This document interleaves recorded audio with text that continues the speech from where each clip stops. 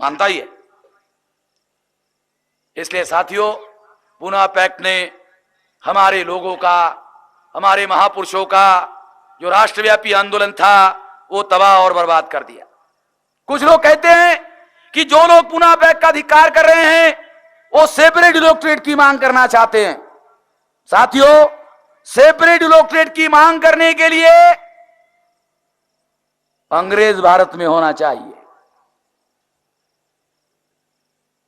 Separate electorate की तो तब मांग करेंगे भाई जब अंग्रेज भारत में होंगे। जब अंग्रेजी भारत में नहीं है तो सेपरेट इलेक्टोरेट किसको, बामन को मांगे क्या? सेपरेट इलेक्टोरेट के मांगने का कोई तुक नहीं है, कोई तर्क नहीं है, कोई लॉजिक नहीं है।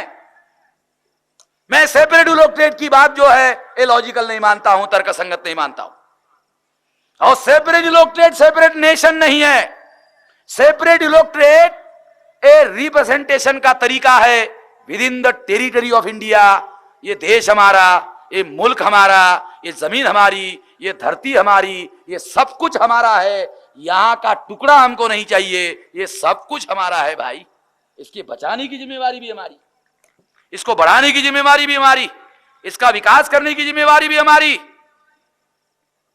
सेपरेट इलेक्टोरेट का अर्थ केवल यह है कि ये एक तरीका है सही और सच्चा नुमाइंदा चुनकर भेजने का, ये कोई अलग देश बनाने का मामला नहीं है। साथियों, बाबा साहब अंबेडकर ने 1945 में इसके विरोध में जेल भरो आंदोलन चलाया। 47 में स्टेट्स एंड माइनॉरिटी संविधान सभा में उन्होंने लिख कर दिया। आखिर तक बाबा साहब अंबेडकर जॉइंट इलेक्टोरेट खत्म करके सेपरेट इलेक्टोरेट की मांग करते रहे।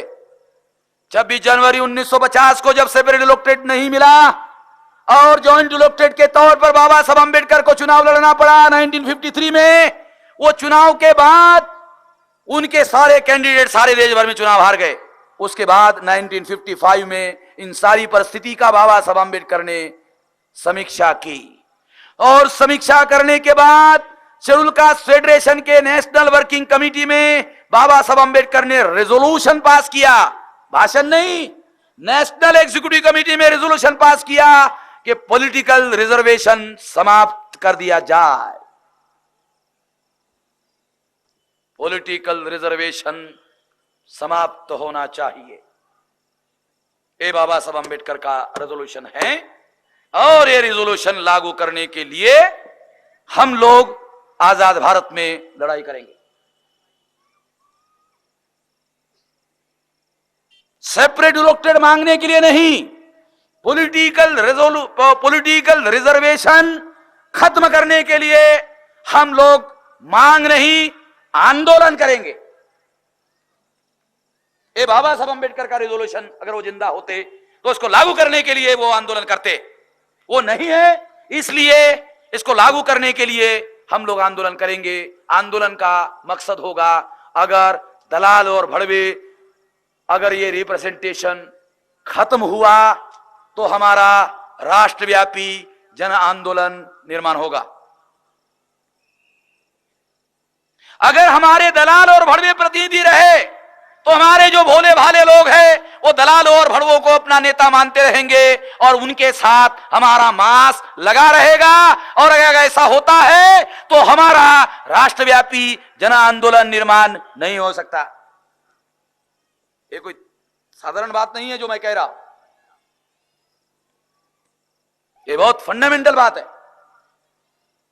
इसलिए पहली बात, ये रेजोल्यूशन बाबा साहब अंबेडकर का, हमारा नहीं, बाबा साहब अंबेडकर का पॉलिटिकल रिजर्वेशन समाप्त करने का, ये रेजोल्यूशन लागू करने के लिए आंदोलन किया जाएगा। और इस आंदोलन में पॉलिटिकल रिजर्वेशन, जॉइंट इलेक्टोरेट, ये जो सिस्टम है इसको डिस्क्रेडिटेड किया जाएगा। अगर ये खत्म नहीं होता है तो कम से कम इसको डिस्क्रेडिटेड कर दिया जाए। अगर ये खत्म होता है तो ठीक है, अगर खत्म नहीं होता है तो इसको डिस्क्रेडिटेड घोषित कर दिया जाए समाज में। अगर हमारे समाज के लोग जॉइंट इलेक्टोरेट को डिस्क्रेडिटेड घोषित करते हैं तो इससे दलालों और भड़वों के पीछे हमारे लोग खड़ा होना बंद कर देंगे। और अगर ऐसा होता है तो भी हमारा राष्ट्रव्यापी जन आंदोलन निर्माण होगा। ये रणनीति, ये लड़ाई की, लड़ाई करना है भाई। एमएलए एमपी बनने का मामला नहीं कर रहा हूं मैं ये कहता हूं अगर जन आंदोलन करोगे क्या होगा? जन आंदोलन करोगे काहे के लिए? जन आंदोलन काहे के लिए करना होगा? बाबा साहब अंबेडकर कहते हैं, मैं नहीं, बाबा साहब अंबेडकर कहते हैं। क्या कहते हैं? वो कहते हैं वर्तमान स्वराज्य तो उन्हीं का राज है, उन्हीं का स्वराज्य है, हम लोग तो अभी भी उन्हीं के गुलाम हैं। हमारी गुलामी कोई हमारी अपनी जात की भी गुलामी नहीं है, बल्कि उनकी गड़ी हुई करतूत है। ये हमारे दोष का परिणाम कतई नहीं है, ये उनके षड्यंत्र का परिणाम है। हम आजाद भारत में आज भी गुलाम हैं, और अगर गुलाम हैं तो हम गुलामी खत्म करने का आंदोलन चलाएंगे। छोटी मोटी बात, छोटे मोटे मसले हल करने का नहीं। अगर बड़ा मसला हल कर लेते हैं तो छोटे मसले अपने आप हल हो जाते हैं। अगर छोटे छोटे मसलों के लिए लड़ाई लड़ेंगे तो हमारा बड़ा मसला हल होने वाला नहीं है। अगर गुलामी में हमारे एमएलए एमपी बनते हैं तो वो भी गुलाम और गुलाम रहेंगे, केवल बढ़िया क्वालिटी के रहेंगे, सूट और सफारी डालने वाले गुलाम रहेंगे, टाई और कोट डालने वाले गुलाम रहेंगे। अगर टाई और कोट डालने वाले गुलाम होंगे तो ब्राह्मणों को तो चाहिए कि क्वालिटी वाला गुलाम हो तो और अच्छी बात है। हम ऐसे भी गुलाम पैदा नहीं करना चाहते, इसलिए हम जन आंदोलन निर्माण करना चाहते हैं। ये निर्णय हमने 99 में लिया और इसके लिए हम 10 साल का टाइम बाउंड प्रोग्राम बनाया, और टाइम बाउंड प्रोग्राम के तहत हम लोगों ने जन आंदोलन के लिए 26 राज्यों में, 550 जिलों में, 5000 तहसीलों में, 50,000 ब्लॉक में, 6 लाख गांव में संगठन का जाल बनाया जाएगा। एक गांव में 50 लोगों को तैयार करो, 6 लाख इंटू 50 बराबर 3 करोड़। 100 लोगों को तैयार करो 6 करोड़, 200 को तैयार करो 12 करोड़, 250 को तैयार करो 15 करोड़। अगर 3 करोड़ परिवारों को तैयार करो, एक परिवार 5 लोगों का, 3 इंटू 5 15 करोड़।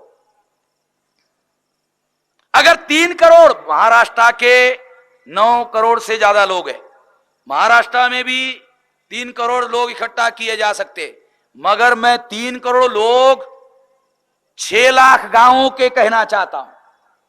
3 करोड़ लोग हो मगर वो 6 लाख गांवों के हो। अगर 6 लाख गांवों के 3 करोड़ लोग हम इकट्ठा कर लेते हैं तो 12 करोड़ लोगों का मूक समर्थन हमारे आंदोलन के लिए होगा। और अगर ये ऐसा होगा तो ये आंदोलन आंदोलन नहीं रहेगा, ये आंदोलन जन आंदोलन में रूपांतरित हो जाएगा। अगर ये आंदोलन जन आंदोलन में रूपांतरित हो गया तो हम दलालों और बड़वों को फूंक मारेंगे, ऐसा फूंक तो उड़ जाएंगे, ऐसा फूंक मारेंगे ऐसे उड़ जाएंगे। जन आंदोलन से क्या होगा? हम खुद मुख्तियार हो जाएंगे। गांधी ने 1 करोड़ लोगों को तैयार किया, अंग्रेज भाग गए। पिछले साल नेपाल के लोगों ने जन आंदोलन चलाया, राजा को घर में बिठा दिया, सेना को बैरक में भेज दिया, संसद पर बगैर चुनाव से कब्जा कर लिया। साउथ अफ्रीका में नेल्सन मंडेला ने जन आंदोलन चलाया, उनको आजादी मिली। हमारे लोग 3 रास्तों में फंसे हुए, एक रास्ता चुनाव का, चुनाव में फंसे हुए, चुनाव से आजादी नहीं मिलती, चुनाव से ज्यादा सत्ता में परिवर्तन होता है, सत्ता में परिवर्तन से एमएलए एमपी को फायदा होता है। व्यवस्था में परिवर्तन करना होगा, व्यवस्था का परिवर्तन चुनाव में नहीं, चुनाव से नहीं होता। चुनाव से शासक जाति के लोग, शासक सत्ता और सरकार बदलती है, शासक वर्ग नहीं बदलता। बीजेपी आती है, कांग्रेस चली जाती है, कांग्रेस आती है, बीजेपी चली आती है।